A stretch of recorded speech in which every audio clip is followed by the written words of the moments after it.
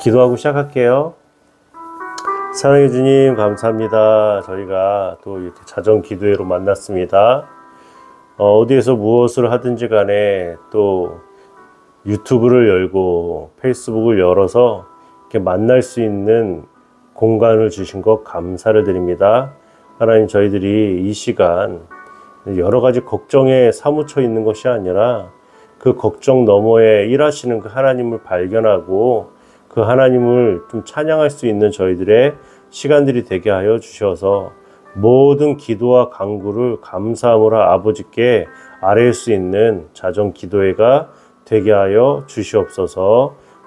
감사드리며 예수님의 이름으로 기도합니다. 아멘. 네. 오늘은 더 길어요. 역대상 3장 1절부터 4장 43절까지입니다. 야, 엄청 길다. 역대상 이거 언제 끝나냐? 시작도 이제 얼마 안 됐는데 역대상 끝나면 역대하까지 있을래나? 예, 역대상 좋습니다.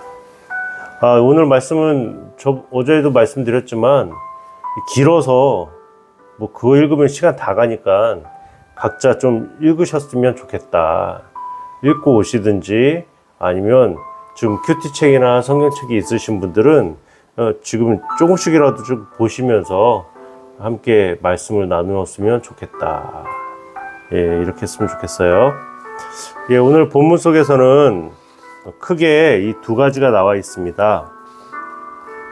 다윗의 자손, 유다의 자손에 이어져 있는 그 유다 지파의 헤스론의 아들 람의 자손 다윗에 관한 내용입니다. 예, 이게 나와 있죠.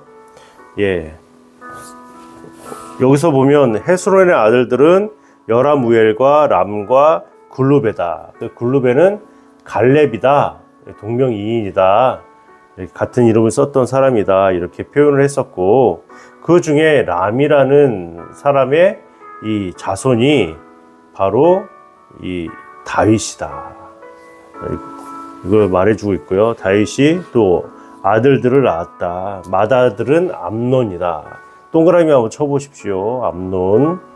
예, 이스라엘 여인 아히노암의 소생이고, 둘째는 다니엘이고, 갈멜 여인 아비가일의 소생이고, 셋째는 압살롬. 예, 압살롬에도 동그라미 한번 쳐보십시오. 예, 중요한 인물들이죠. 예. 그래서 헤브론에서 7년 6개월 동안 있었는데 거기서 6명의 아들이 태어났고 자랐다. 또 예루살렘에서 33년인데 4명과 또 다른 아들들이 9명이나 있었다.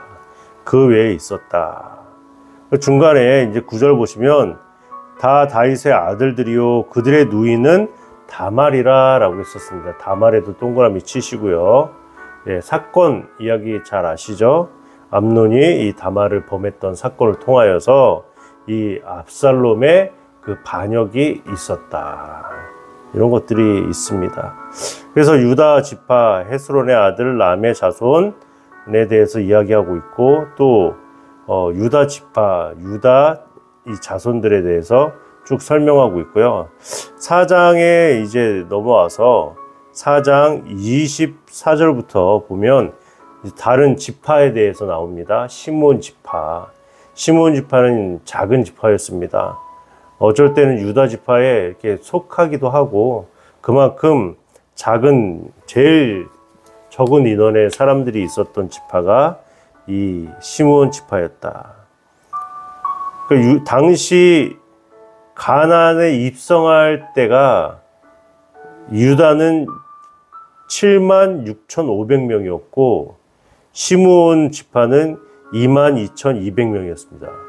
그러니까 최고 적은 수가 있었던 지파가 시므온 지파였다. 그럼에도 불구하고 이스라엘 자손 가운데 시므온 지파에 대해서도 설명하고 있다. 그러니까 하나님께서는 많은 지파, 적은 지파, 이거 중요한 것이 아니라 하나님의 약속 가운데 이 12지파가 있었다라는 것을 말씀해 주고 있습니다. 오늘 이 키포인트가 있어요. 키포인트는 성취하시는 하나님, 또 응답하시는 하나님, 회복하시는 하나님이다라는 것입니다. 성취하시는 하나님은 어떤 하나님이십니까? 하나님께서 이스라엘 역사를 통하여서 다윗 왕조의 그 정치적인 또 군사적인 쇠락을 겪고 그 후에 바벨론 포로로 인해서 나라가 멸망하였지만 그럼에도 불구하고 다윗 왕조의 그 사실들, 족보를 상세히 기록함으로 하나님의 그 언약이 아직도 유효하다라는 것을 말씀하고 있다라는 것입니다. 오늘날 우리는 하나님께서 자신의 뜻을 성취하시는 분이라는 신뢰를 바탕으로 살아가야 한다라는 것을 보여주고 있다는 겁니다. 성취하시는 하나님. 그래서 하나님께서 언약의 하나님이라고 하는데 여러분과 제가 한 가지 더 깊이 생각해 볼 수 있는 것은 언약의 하나님, 그 언약이라는 것은 계약이라는 것을 말하는 거거든요. 그 계약을 우리 사람과 함께 만드신 거예요.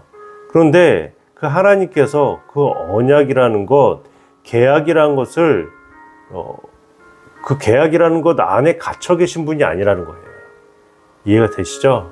예. 하나님은 그 하나님의 그 깊으신 뜻대로 행하시는 분이십니다. 언약의 하나님은 우리의 관점에서 너무나 감사한 것이죠. 우리와 함께 아무것도 아닌 우리들하고 같이 계약서를 쓰신 거예요. 근데 그 계약서는 우리에게 있어서는 굉장히 중요한 거지만 하나님 입장에서는 그 계약서는 그렇게 중요한 것이 아닐 수 있다는 거예요. 그럼에도 불구하고 그 기쁘신 뜻 가운데 그 언약의 하나님께서 그것을 이루어 가신다. 그것을 우리는 신실하시다라고 말을 하는 것입니다. 그 모든 것들이 성취되어진다. 다윗의 자손을 통하여서 예수 그리스도가 이 땅에 오시는 모든 과정들, 그렇게 성취하시는 하나님이시다. 또 응답하시는 하나님이 계십니다. 응답하신다라는 것은 야베스의 기도 다 들어보셨죠? 예, 여기 9절이 나와 있습니다. 10절에 야베스가 이스라엘 하나님께 아뢰어 이르되 주께서 내게 복을 주시려거든 나의 지역을 넓히시고 주의 손으로 나를 도우사 나로 환난을 벗어나 근심이 없게 하옵소서. 예. 재미없다고요? 여러분은 뭐 얼마나 됐습니다. 예, 응답하시는 하나님이다. 응답하신다라고 말씀하셨습니다.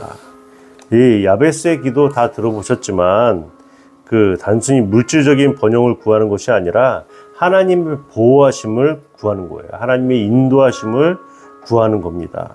그래서 이스라엘 백성이 가나안 정착 과정에서 하나님의 인도하심을 받았던 것처럼 지금 모든 신앙의 공동체들이 하나님의 그 다스림 가운데, 인도함 가운데 있게 해 주시옵소서.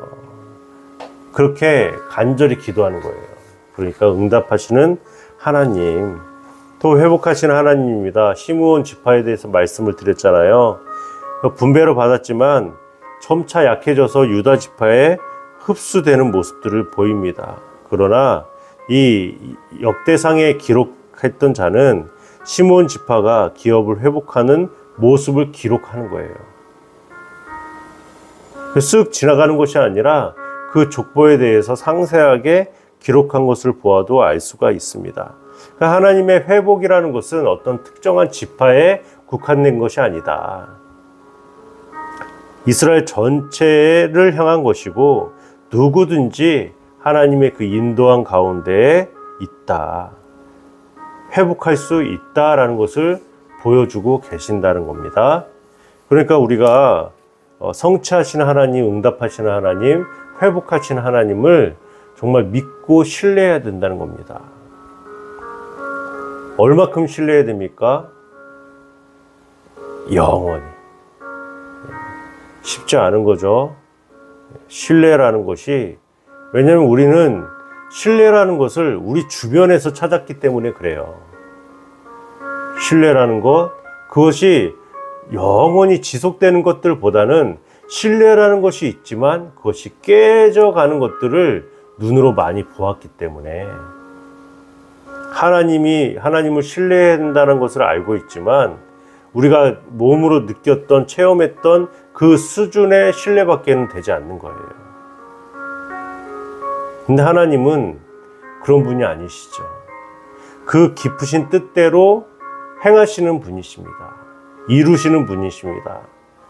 그분을 우리가 신뢰해야 돼요. 그 신뢰함에 있어서 내가 하지 못한다면 하나님께서 우리의 악함을 아시고 우리를 인도해 주시옵소서라고 그렇게 간절히 기도하면서 그 신뢰 관계를 유지하며 가야 된다는 사실입니다. 예, 다윗 자손들 쭉 봤잖아요. 다윗의 자손을 통하여서 예수님께서 이 땅에 오신 것, 놀라운 것입니다. 아무것도 없는 초토화된 그 땅에 포로에서 귀환되어 왔던 그 백성들의 마음을 생각해 보십시오.